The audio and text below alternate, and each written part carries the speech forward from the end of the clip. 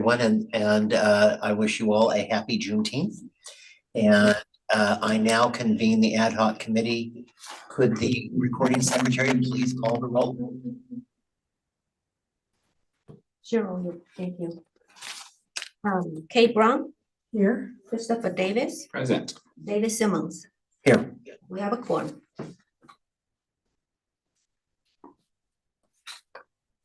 The item before us today is the interview, recommendation, and appointment of members of the Committee on Accreditation. Our task today is to recommend to the full commission 2 individuals to fill the 2 vacancies on the COA. 1 vacancy is for the K-12 position and 1 is for higher education vacancy. Each of whom would be appointed to a 4-year term from July 1st, 2024 to June 30th, 2028. In addition, we may, if we wish, recommend appointment of any of the applicants to the alternative pool to serve in the event of a vacancy on the COA. The full commission will then vote on a recommendation on Friday during item 2I. Cheryl Hickey will take us through the process. Ms. Hickey, will you please begin? I am happy to. Thank you for agreeing to be part of this ad hoc committee. We really appreciate it. Today, as David said, you will be interviewing finalists to fill 2 vacancies on the COA. And before you begin your first interview, we have some information we want to share with you about the process to make sure it's clear and to answer any questions you might have.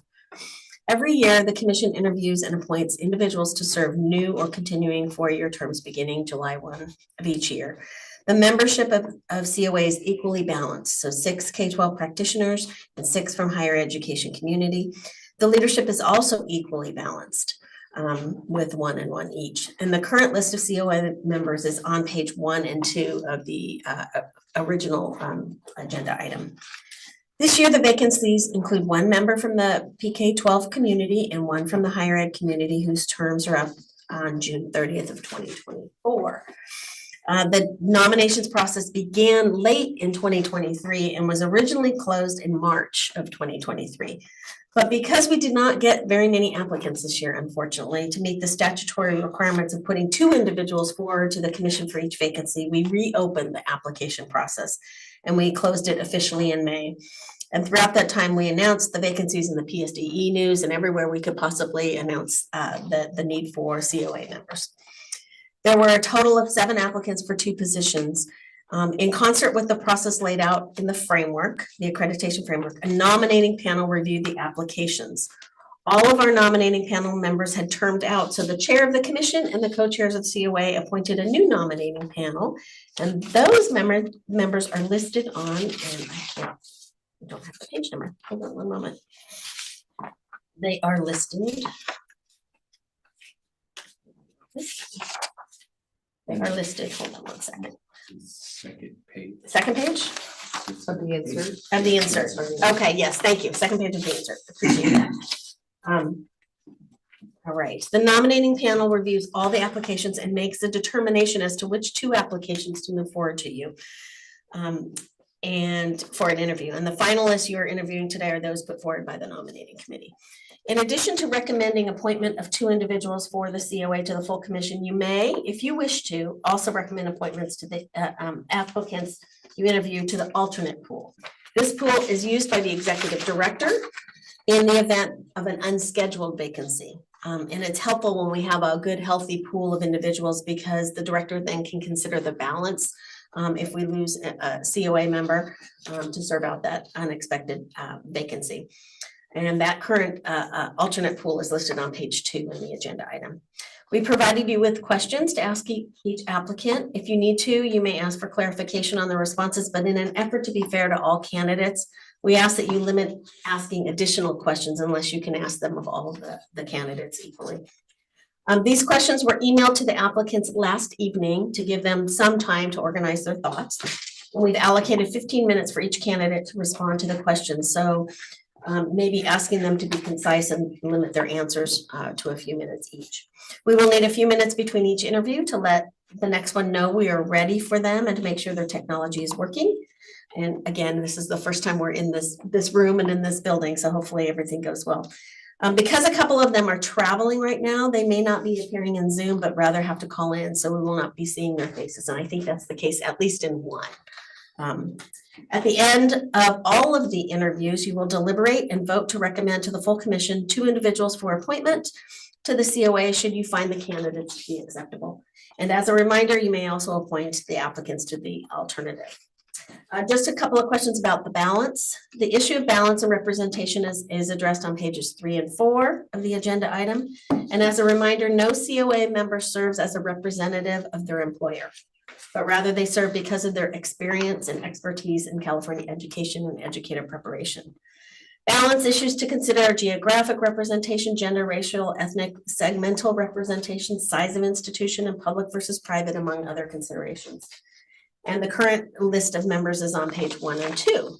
Just a couple of more comments real quick. On a particular note, the IHE sector balance, currently the COA has representation from all systems of higher education.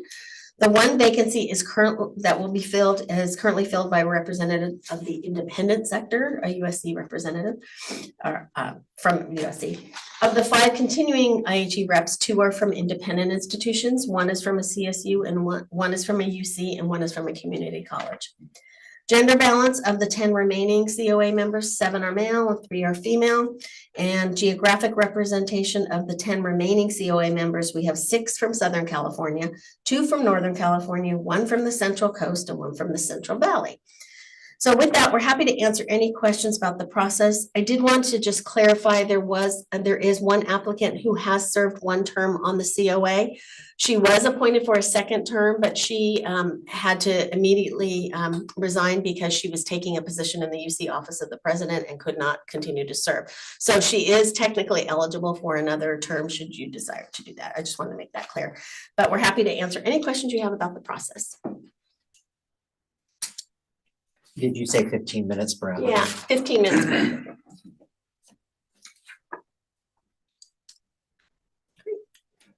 Okay, now, hearing no questions, we will now open for public comment.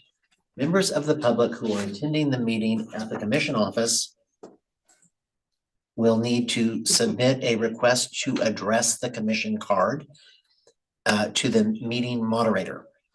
Individuals who join the meeting via teleconference, please notify the meeting moderator by clicking on the raised hand icon if participating through Zoom, or pressing *9 if participating by phone. Public comment is limited to 2 minutes per speaker. And I don't see a clock. That's okay. Recording secretary, are there any public comments?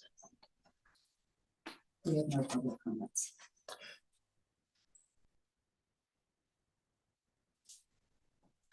The public comment period for this item is now closed. We have 4 finalists for the 2 vacancies. 2 finalists for the 1 K-12 position and 2 finalists for the 1 higher education vacancy. Our discussion and decisions will take place after we've interviewed all candidates. Please keep in mind that any of the finalists may be appointed to the alternative pool, should you wish to do so that the executive director can pull from this pool to fill any unexpected vacancies.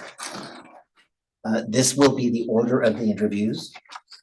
2:10 to 2:25 will be July Hill Wilkinson. 2:30 to 2:45 will be Juliana Sykes. 2:50 to 3:05 will be Ann Jones. And 3:10 to 3:25 will be Michael Cork.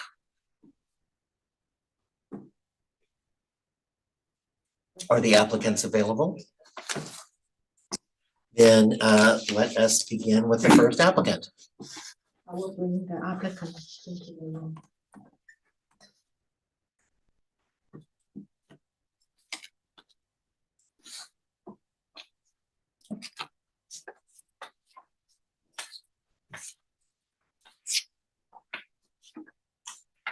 Can you hear me? I can hear you. And for full transparency, I heard everything you guys just said. So I don't know if we're supposed to know all of that, but I did. No, that's the process. Oh, and there you are. So, thank you for joining us. We have about 15 minutes per interview, and you have 5 questions. So figure something like 3 minutes per question. And Commissioner Davis will begin. Good afternoon. And first question. Would you please briefly summarize your professional experiences in education and education preparation in California? We're interested in your teaching experiences, your work with diverse K-12 students, or I should say PK-12 students, or credential candidates, and or issues that you are especially focused on in your work. Sure. Actually been in education for 35 years, started with pre-K when I was 16. So teacher's aide. I've been a preschool teacher as well as CTE teacher for the younger students. Classroom teacher at the high school level, 12 years, assistant director for activities. And then I'm actually in my 4th year as an administrator. But during all of that time, I've actually had 3 positions that are very specific to this. I was what's called an on-site liaison for Cal State, our local Cal State. And so I was coordinator for all of our teacher candidates. They send them out in cohorts. So any given year, we could have had anywhere from 2 to 10 of them. And I was not a cooperating teacher. I coordinated their cooperating teachers, met with them about once a week, kind of walked through their assignments with them, anything that they needed at the site. So really kind of being that go-between between the Cal State credentialing program and our site. I'm also currently an adjunct professor for University of Redlands in their credential program. So teach methods courses, theory courses, along with the courses that students take when they're doing their student teaching. So it's been very interesting to see the differences between the Cal State model and the private model. And I've also been an induction coach, so kind of the new BITSA, so that first year after they get into their teaching. Recently volunteered to be on a Cal TPA remediation team. So the bulk of my experience is actually in the K-12, but I've actually worked quite a bit through a lot of those roles with teacher candidates and people coming in through teacher credential programs. Very much appreciate it. Now, could you please summarize your involvement in accreditation activities in general and share with us any experiences you have had with the Commission's accreditation system? Sure. Well, again, just kind of working with teacher candidates through their process. When we switched over to the Cal TPA, just really reviewing that with them, making sure that they're ready for their credentialing. But also, I've been very heavily involved in the WASC process through several schools. I've been the WASC coordinator at 2 different sites. So leading the entire charge, coordination, all of the putting together of the report. I've also been a WASC chair or WASC committee member, so going and visiting other schools that are going through their process, helping them evaluate their data-driven goals. So most of it has been both with the teacher credentialing, just making sure they know the steps, working through the steps, working with the university to make sure that's clear, and then the WASC accreditation program for specifically K through 12 student or K through 12 schools at the high school level. Good afternoon, Dr. Wilkinson. I have a 3rd question. As a member of the Committee on Accreditation, what do you think are the most important things to look for in making an accreditation decision for an institution? So I'm pretty excited about some of the innovation that's coming down, I'm sure there's always been some innovation, but the residency models that are coming out, the cohort models that I've seen, I think for starters, innovation is definitely important. I do believe there's an issue with current teachers, going into a school, working with sometimes veteran teachers, sometimes teachers who aren't quite as up to date and spending, sometimes just 14 weeks with them. So I love that different programs are coming up with innovative approaches. So I think innovation for sure, but also support. Getting the credential in California is difficult, and there's a lot of steps and there's a lot of things to work through and deadlines to make sure that they know. So having support for those students, having seen 2 very different programs and 2 very different approaches, and watching students kind of go through the process over a year or a couple of years, it's been very eye-opening and given me a lot of insight as to the amount of support that they need. So for me, as new schools or as schools are updating their programs, innovation and support for the teacher candidates are the top two. Thank you.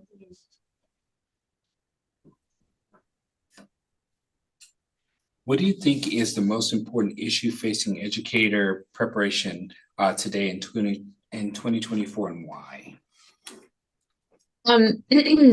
So last time I taught one of my methods courses at the University of Redlands, I told the students, I was teaching UDL at the time. And I told them, I said, as much as we want you to understand UDL and we want you to lesson plan using UDL, and there's all of these very up-to-date current, pedagogical practices that are proven to be good for post-COVID 21st century students. When they get to the site, but I told them, I said, you're going to be so excited about UDL and you're going to be doing all the things that we've taught you in collaborative learning and all of these things, and you're going to get there. And it's very possible that people at your site have never heard of it, that people at your site aren't using it, that people of your site simply aren't embracing the things that you have. So figuring out the balance for teacher candidates to do what they need to do. The site has expectations, the admin, their cooperating teacher, there's things that they need to do with grading and lesson planning, but also, they're the new generation of teachers. And we have to figure out that balance of allowing them to use the new pedagogical, not quite as new, but, definitely hasn't taken root yet. The current pedagogical practices that we know work for 21st century students in the face of possibly working with somebody who, I went through my teacher credential program in the 90s, right? So a little bit outdated, a little bit just kind of clinging on to things that are no longer appropriate for today's students. So in my experience, helping teacher candidates with that balance, they don't want to upset their cooperating teacher or their site, but they also really do need to embrace these new ideas. So empowering them and helping them kind of work through that balance, I definitely see as not only an issue, but a priority. I did have one follow-up question.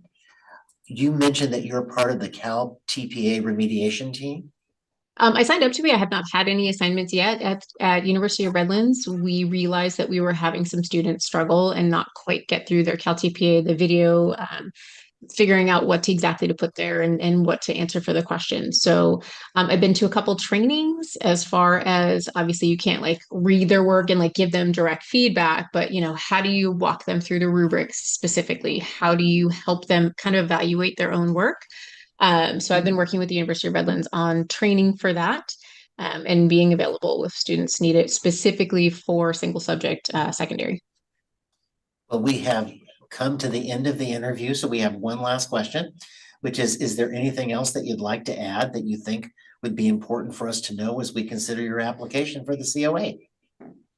I have served on several boards, so I understand the parliamentary procedures, all of those things. But I have to say I appreciate that past meetings were online, just so I could kind of view those and understand the position a little bit more. So I really appreciate that transparency. And I appreciate that you said July right off the bat. I get a lot of June and Julie and Judy's. So thank you for getting my name right, Mr. Simmons. I appreciate that. Well, thank you very much. And we'll be making a decision that will be decided by the commission on Friday. Great. Thank you so much. Have a great afternoon. Thank you.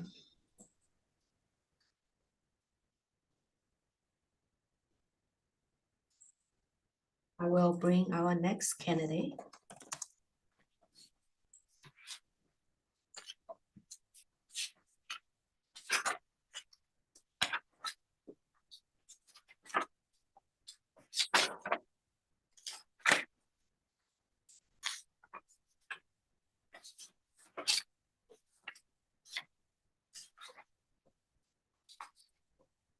You have her phone number?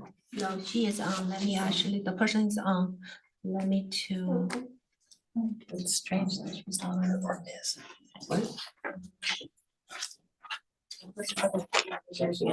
Okay.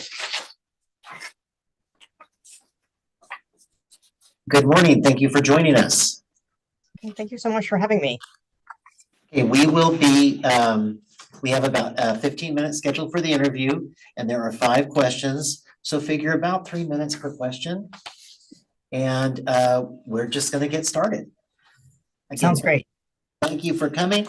And our first question is, please, no, it's Commissioner Davis is the one who's got the first question. Good afternoon. Please briefly summarize your professional experiences in education and educator preparation in California. We're interested in your teaching experiences, your work with diverse PK to 12 students or credential candidates, and our issues that you are especially focused on in your work.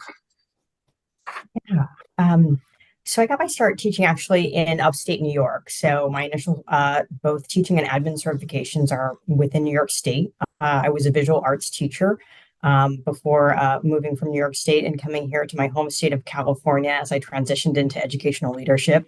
It's very interesting to me to learn that, currently right now, we've got about 3% of our state credentialed teachers that hold the visual arts credential right now. So it's interesting that that is now a credential shortage area. I currently work as a director of teacher intern programs as part of Davis Joint Unified.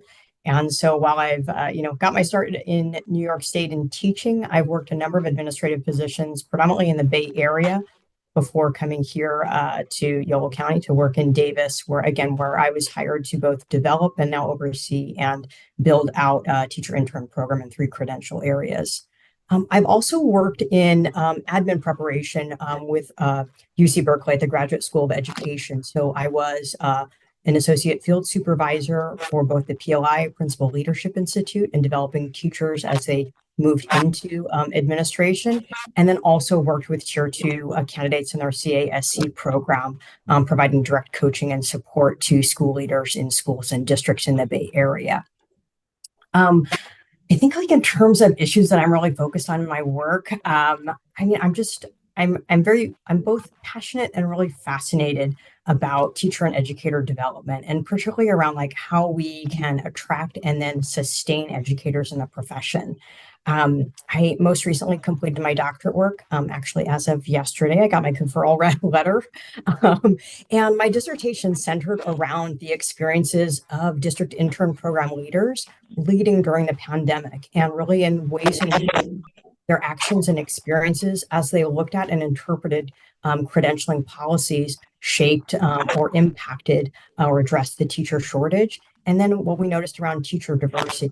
So those pieces have actually been really front and center for me for the last 3 years as I've been, deep in dissertation land.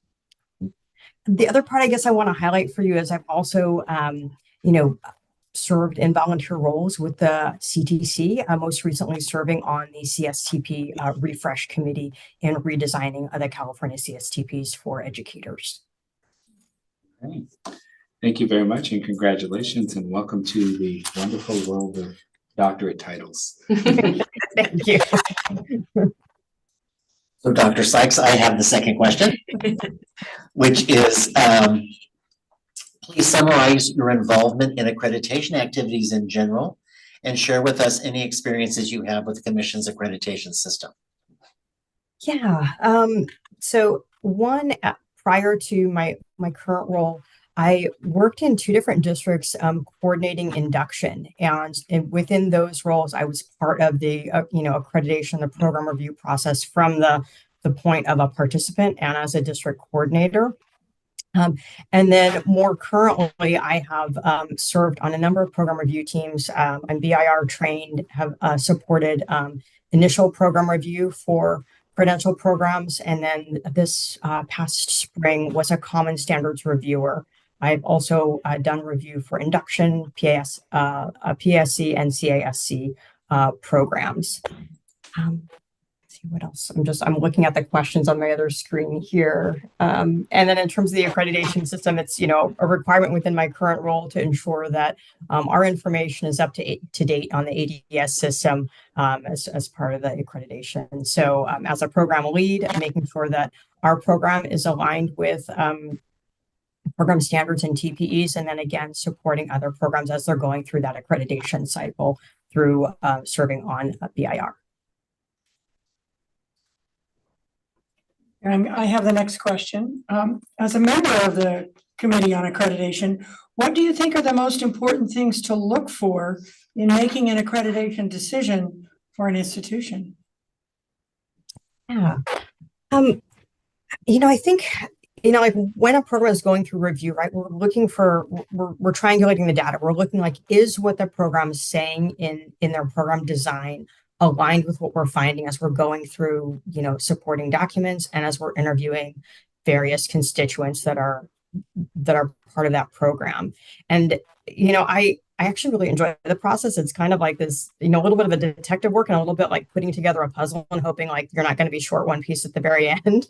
And so I think in terms of like recommendations, it's really looking at what is it that we're seeing are the strengths of the programs in alignment to the standards, and where are we seeing those growth edges? And where we see those growth edges where it's like either not quite meeting standard, or if we're seeing something that's like really glaring, how do we give appropriate feedback that's actionable to those programs so that they can then strengthen those areas and be able to deliver their program? And then I think our other piece is like, how are we monitoring that progress, right? Like, how are we seeing that those programs are making those changes and that they are in alignment with the standards? Big tasks. Thank you. So back to me. What do you think is the most important issue facing educator preparation today in 2024, and why? So many things. I mean, I think, we're in a significant educator shortage. And as I'm looking, we know it's not just statewide, we know it's nationally, and then also seeing actually internationally, right? There are particular countries where it's like educators are leaving from one country to go to another country to teach because the pay is higher or the conditions are better, right? So I think it's really like, what do we look at and how can we reimagine or refresh our profession so that we're not only attracting educators in, but we're able to help support educators in sustaining within this profession that is just rapidly changing, right? We saw some significant changes during COVID pandemic times. We're seeing changes, just occurring. And I think it's like, how do we stay in that stream and help people really sustain? I think also connected to this is, and I see this, sort of front lines in my current work, is how do we support people that have a real interest in becoming educators in navigating and understanding how to be on path and enter into a credential program. I work with a number of, actually a majority of our candidates within our teacher intern program have worked in schools in other capacities, such as paraeducators or secretaries, or they've worked in pre-K settings, and they have this desire to become a certified or a credentialed teacher and often don't know how to do that. And so we, as a local program, can take a very personalized approach and meet, with prospective candidates and really help them understand, what it is that they need to do to become intern eligible if they're looking at entering our program, or point them to a program that will match the credential area that they're seeking, whether that's a traditional university pathway or residency pathway. But I think it's navigating those barriers and getting folks in, and on path to earning a credential. And then it's like, once someone is within a credential program, how to help support and sustain them. And once they receive that initial credential, how do we make this a viable profession for the long haul? Because we know at the end of the day, that makes the biggest impact for students, right? Having a qualified teacher as well as site leader makes a significant difference for student achievement. Thank you very much. Well, we have come to the end of the interview, so we only have the one last question, which is there anything else you'd like to add that you think would be important for us to know as we consider your application for the COA? Yeah, first of all, thank you so much for the opportunity to interview today. And I think at this point in my career, I hold a real dedication to the profession. I'm currently working actually in a community that I grew up in. And for me, it's extremely heartwarming and rewarding to be able to offer a credential program, to be able to serve a school district that I was a student at one point, and to be able to know that, the rural districts in Yolo and in Solano counties, we're able to help support and address teaching vacancies within those local districts through our program and in support of our university partners that are in the area.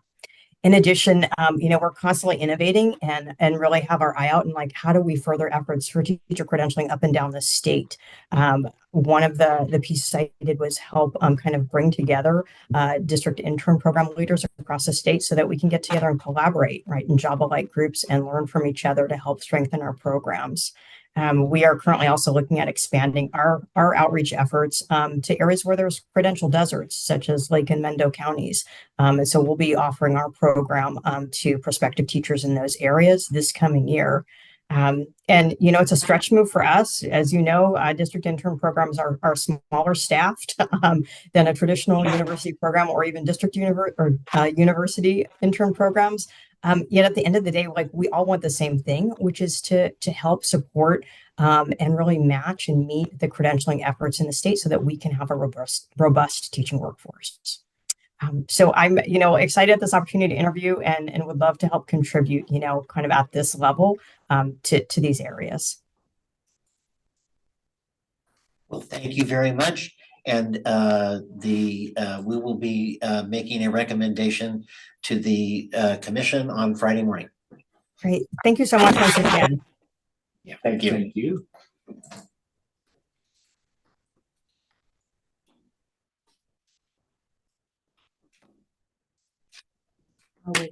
Our next candidate.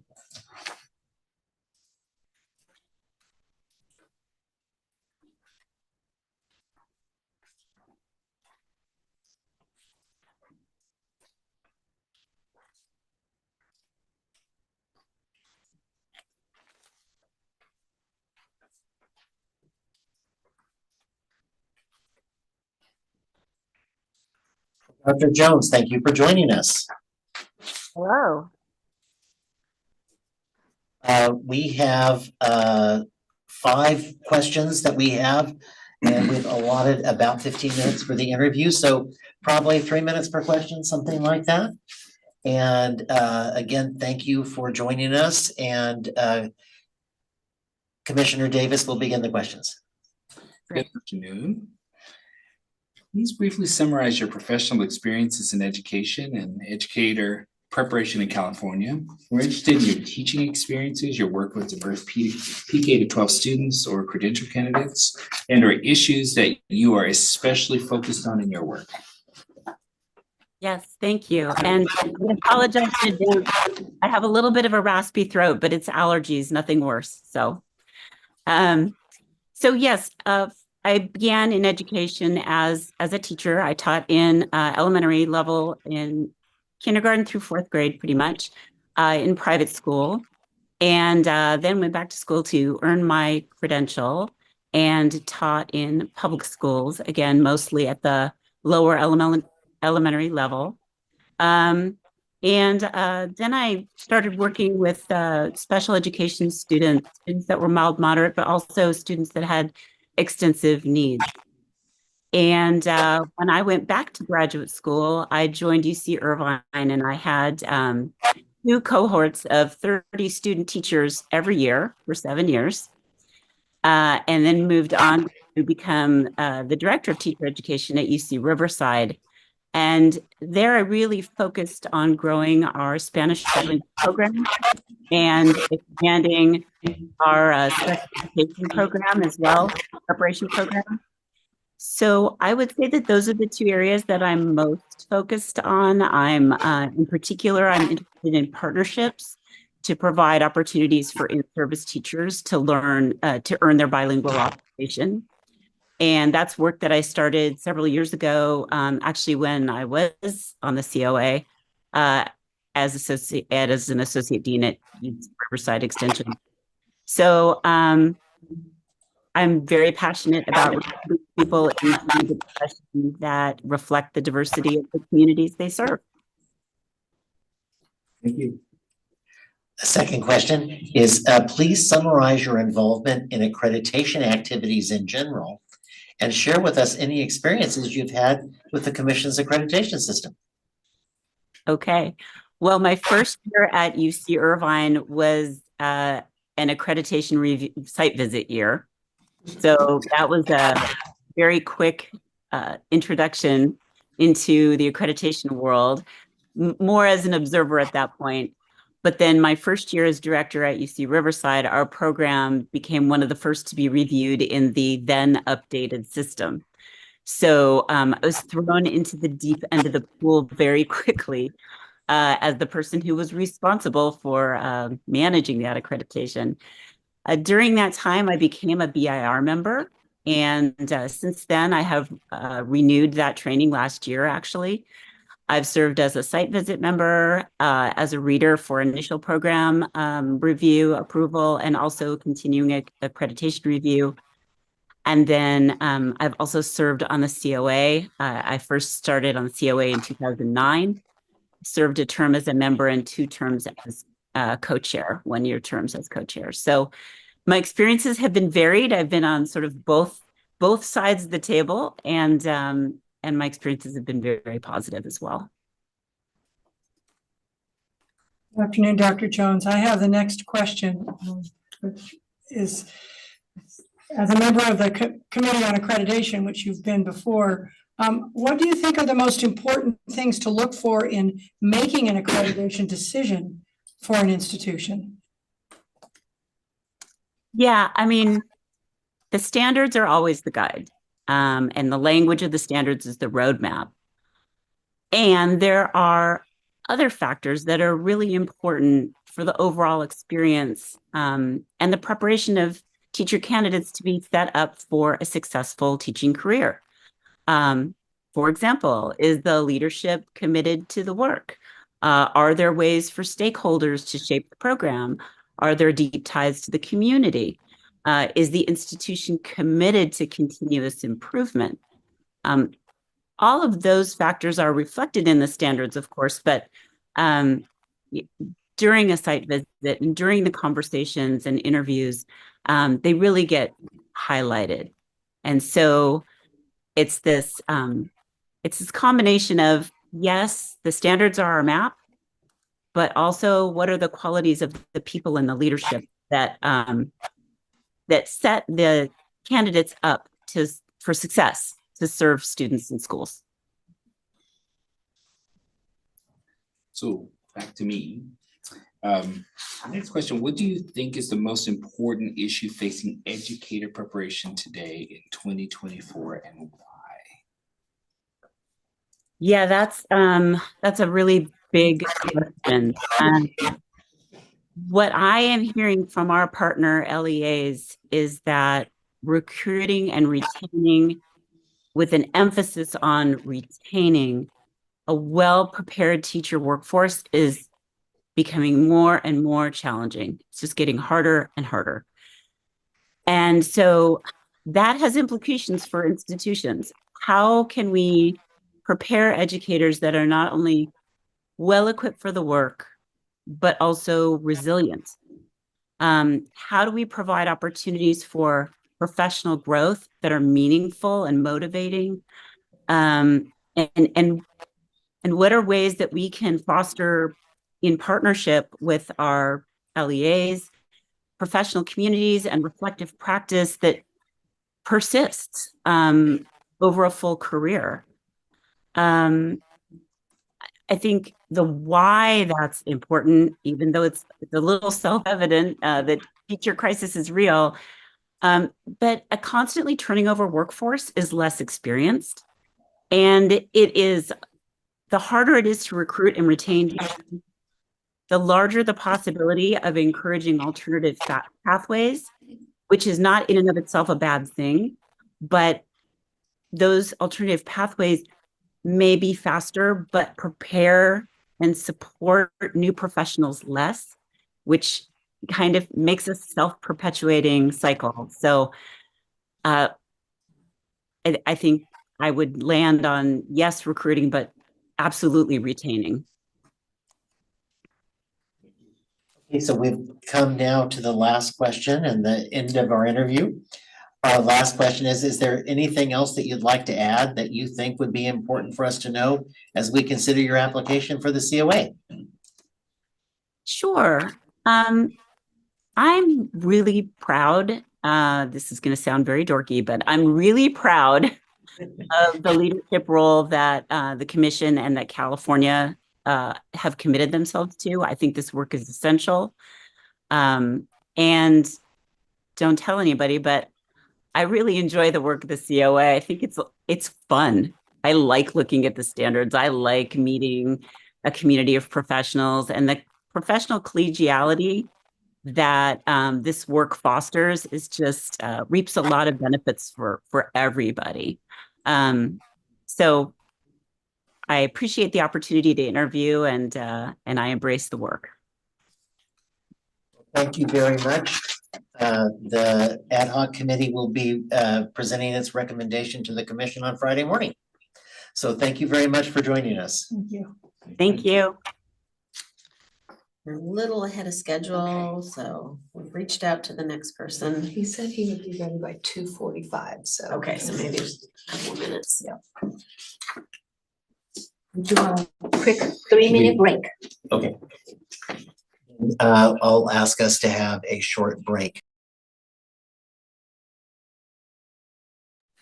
Sound is on. You guys want to turn on the camera?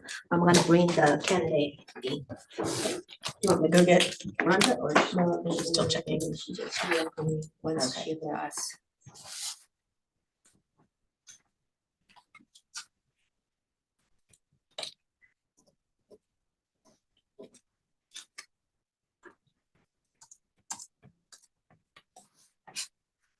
Michael, can you see me?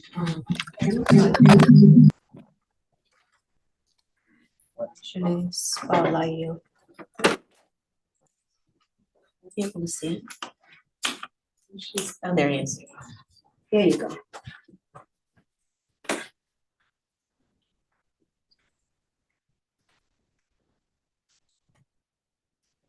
We're going to reconvene the ad hoc committee. And welcome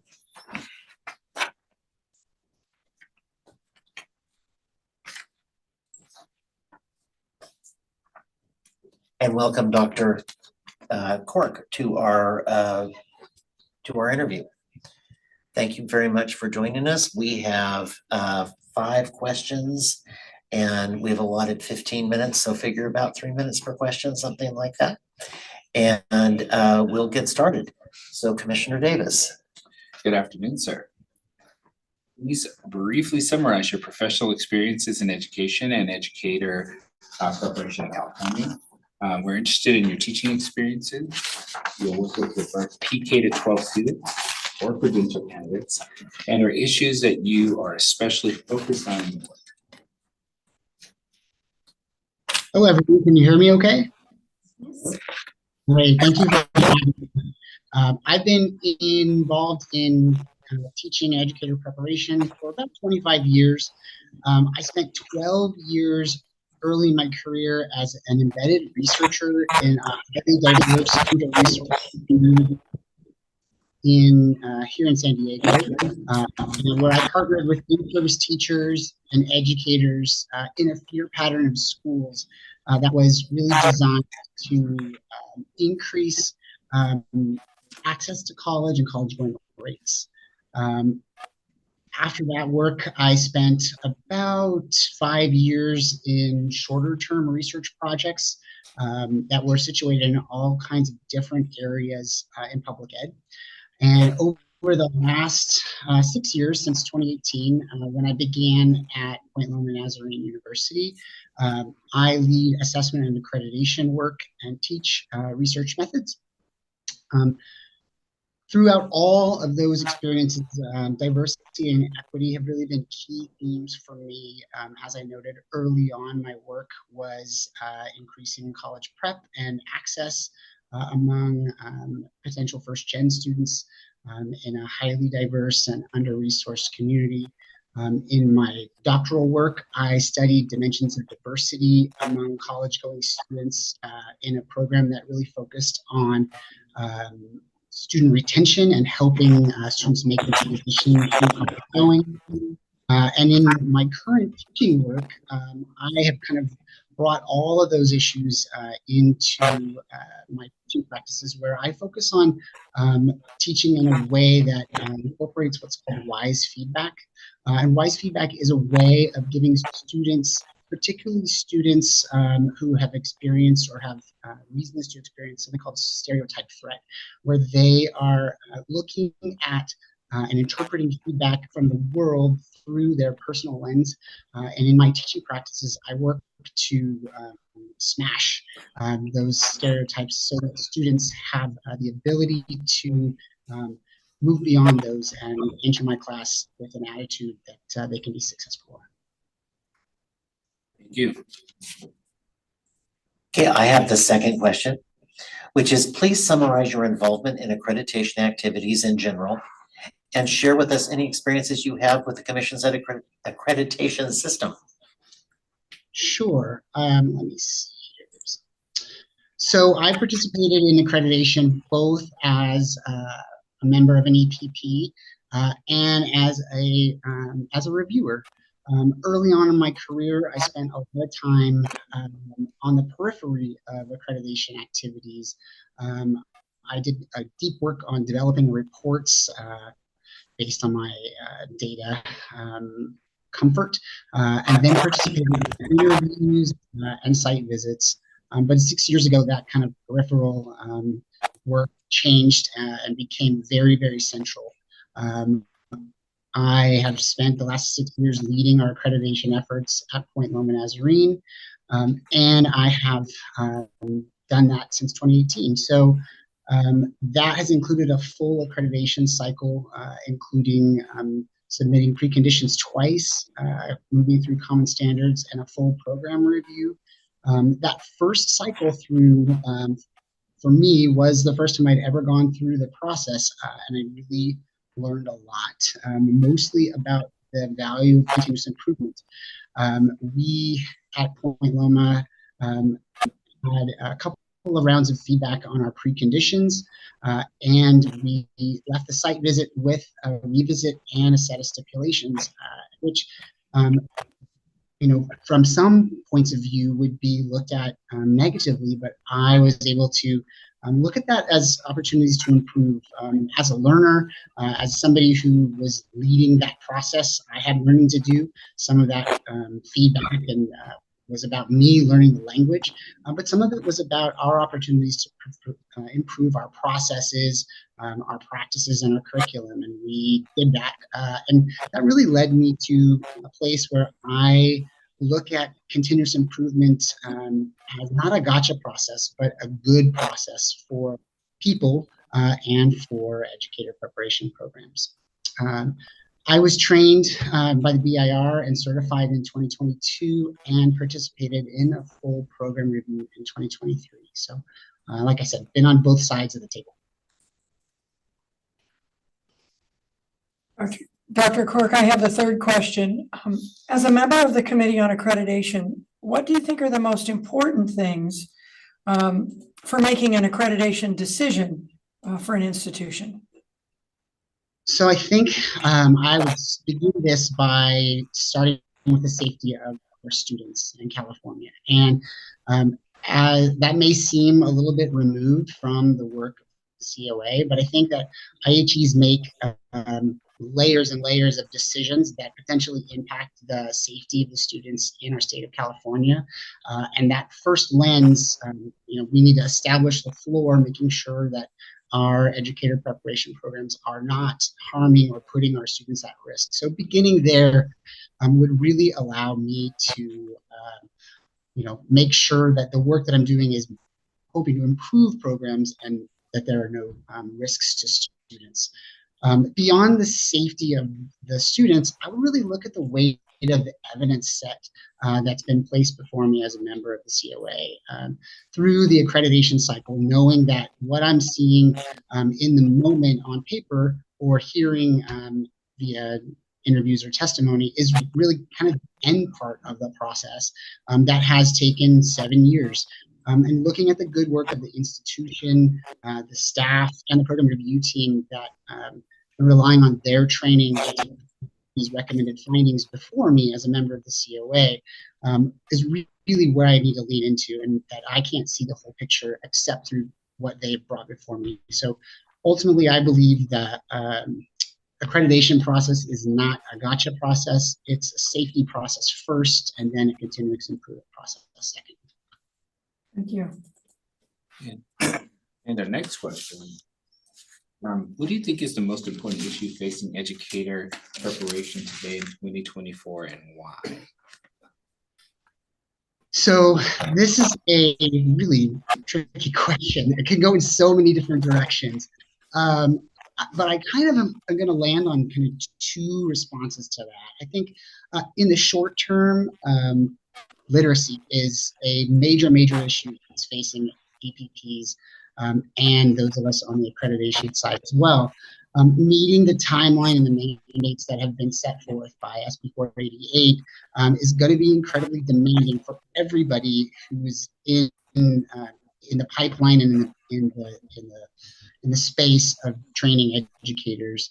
We're all going to be very busy. The staff is going to be very busy. Program reviewers are going to be very busy, assuring that we are bringing our capacity to bear in preparing our forthcoming teachers to meet those literacy guidelines. And beyond that, this is important because it's really an equity issue. And in the macro, I believe that our democracy is built on the idea that everyone should have equal access to participate and be fully prepared to engage in our democracy. And all students in California and throughout the country should really be prepared to do that. Making sure those literacy are in place is really foundational to that. Making sure that our democracy is able to serve those that it proposes to serve. Thank you. Sure. Okay, now I have the final question. So we are almost to the end. And the last question is there anything else that you'd like to add that you think would be important for us to know as we consider your application for the COA? Sure. I think, I hope that I've conveyed that I recognize that I'm relatively new, but that I enter this space with a fresh set of eyes as a learner, humbly and able to, and clearly wanting to serve. I have learned so much in these 6 years and will continue to do that all the way through. I have a belief and a deep reliance on data and recognize that the accreditation process is a wonderfully structured human process, and that really getting to know that process and the people that are active in it is the most credible way to see a way through it to an end. I have certainly benefited through the ability to say, I don't know the answer to that question, but I have a pretty good idea of where I can get the answer to it. And so leaning into subject matter experts, those that I trust and respect to help me grow as an emergent player in this accreditation and education preparation space, I think has been a really good practice. Ultimately, I believe deeply in the power and process of improving our programs and that fresh set of eyes that I'll bring. I'll offer it to each program that comes before me as a member, hoping to learn from them and help support their growth. Well, thank you very much for coming. We will be, the ad hoc committee will be making its recommendations to the full commission on Friday morning. And again, we thank you for coming. Thank you. Everyone have a great day. You too. Bye-bye.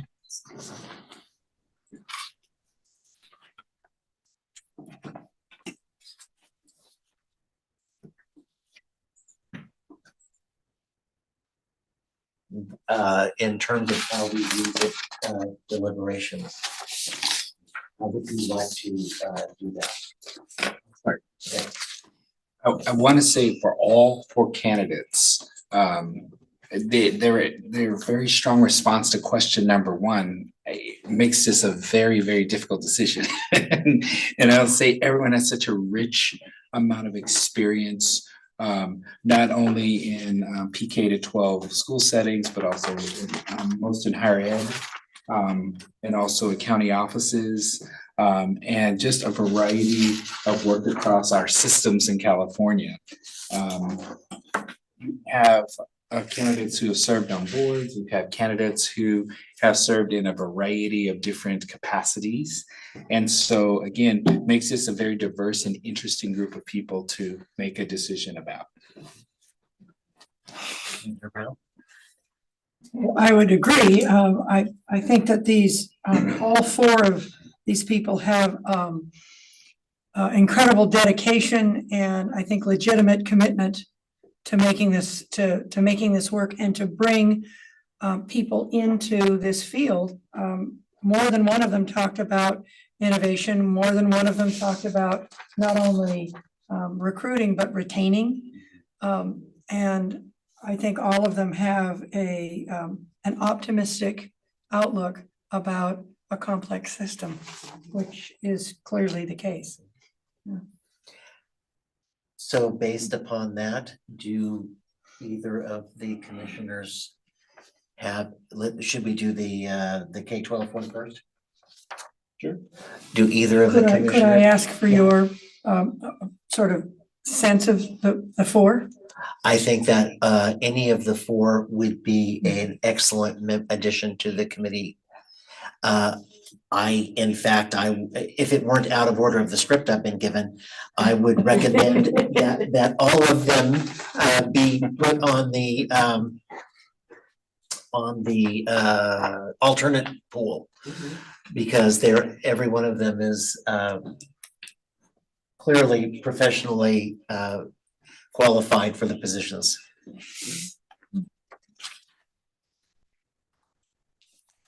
So looking at the two applicants for K-12,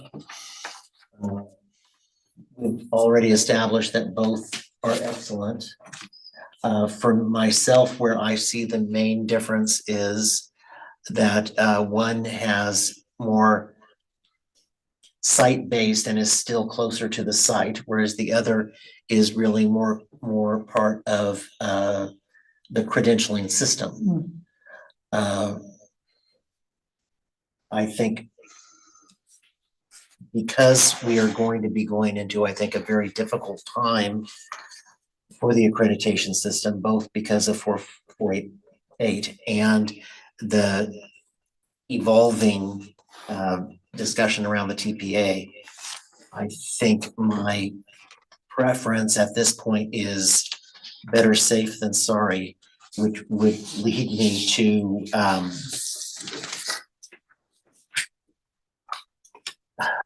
Dr. Sykes, but I'm open to listening from what your positions are also. I'd have to say I agree with you. Again, both candidates evenly yoked.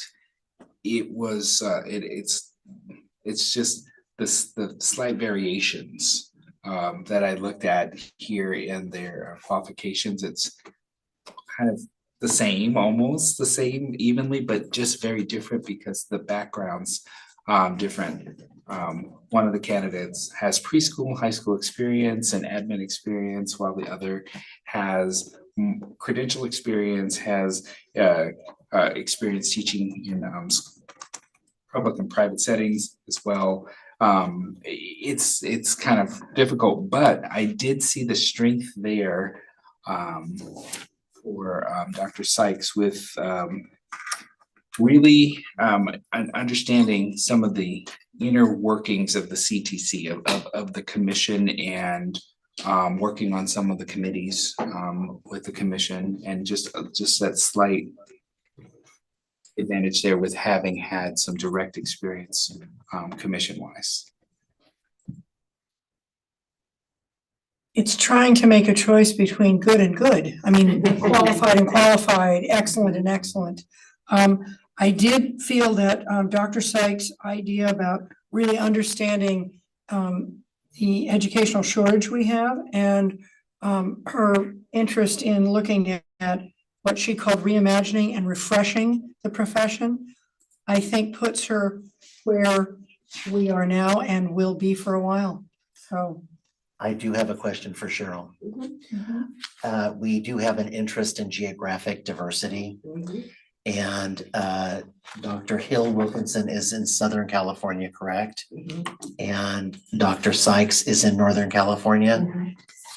What Yes, are, Dr. Sykes is Northern July Hill. and if I remember you telling us, I think you said that we only had 2 people from Northern California now? Right now, we have geographic representation. We only have 2 from Northern California. That is correct. Okay, I think are that we, underlines, underscores are that. we ready for a motion?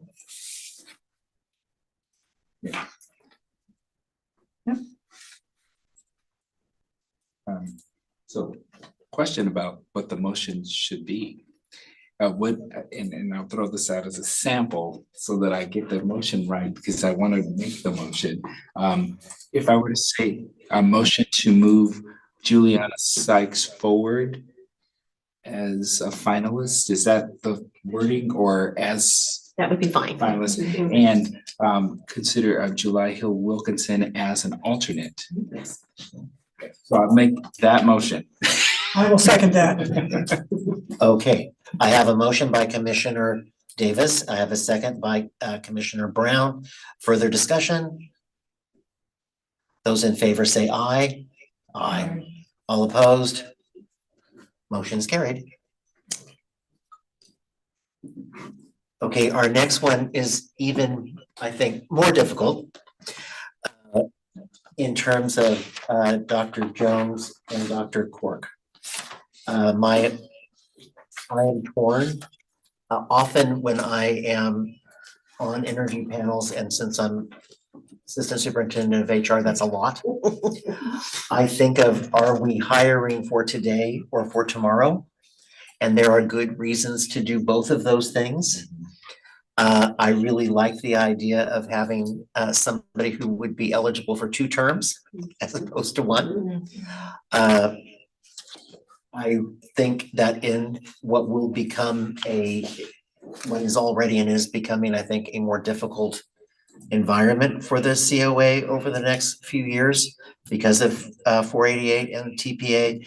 I like the idea of Dr. Jones's stability, already knowing the systems in place. But then I also really like Dr. Cork's comfort with data and looking at those kinds of hard criteria for programs. What is your feeling?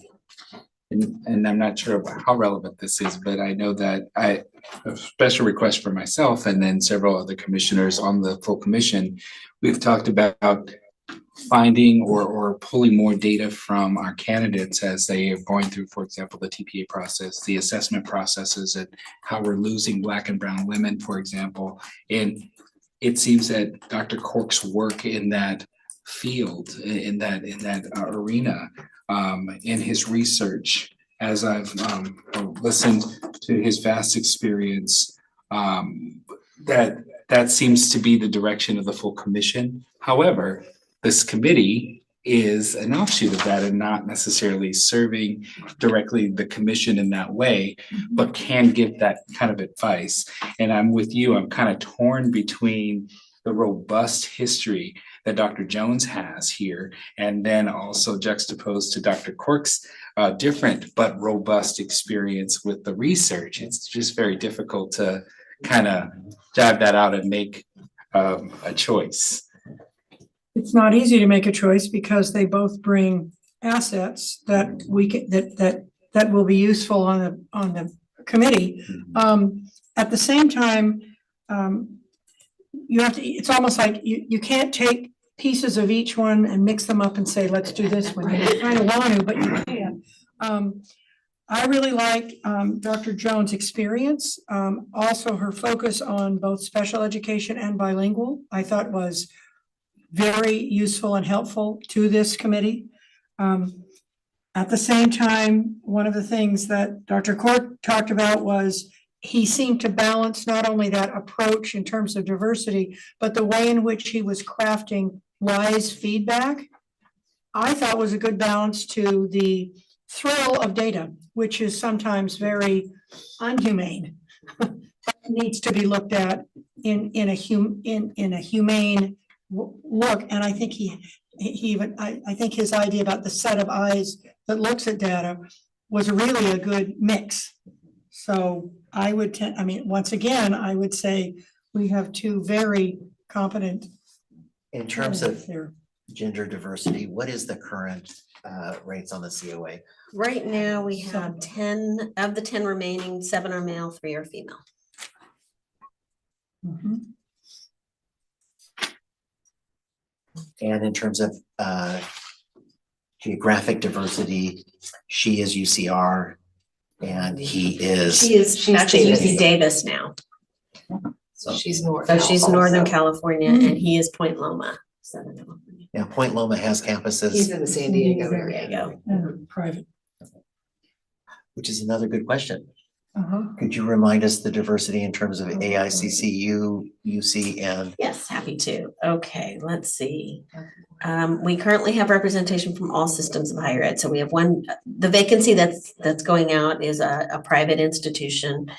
Of the 5 continuing IHE reps, 2 are from independent institutions, 1 from a CSU, 1 from a UC, and 1 from a community college. So they're covered, yeah, but Hmm. 2 independent institutions. So I mean, if I were going to make a recommendation, I would recommend Dr. Jones be the person filling that position and wholeheartedly would support a motion for Dr. Cork to be an alternate. and can I ask well, first of all, do I hear a second? I'll second that. Yep. Okay, well, then we'll formally make that motion. I said I will entertain one, but I'm not the chair. So I'll make a motion to, if there's nobody else who has anything to say before I make the motion, a motion for Dr. Ann Jones to be our finalist, our final candidate, and for Michael Cork to be recommendation for him to be an alternate on the Committee of Accreditation. So I have a motion by Commissioner Davis. I believe I have a second by Commissioner Brown. Sure. And further discussion? You had a question, right? I do have a question. In terms of term limiting, being an alternate does not count towards being. It does not, no, it Okay. does not. Then will the recording secretary call for the vote? Each Catherine, member, please say aye, nay, or abstain. Catherine Brown, Aye. Christopher Davis, All right. David Simmons, Aye. motion carries. Do we get a roll call for We the didn't first roll one? call the first one. We did Maybe we do need to it. do that formally. Okay. Let's do it So for the let's do a record. roll call for the, Or do the motion and second. So the motion For the for the LEA. finalists, right? Correct. Okay. I'd like to remake this motion of Dr. Juliana Sykes being our final candidate and July Hill Wilkinson being our alternate, candidate for the Committee on Accreditation.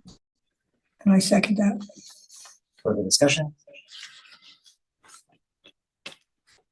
All opposed, say aye.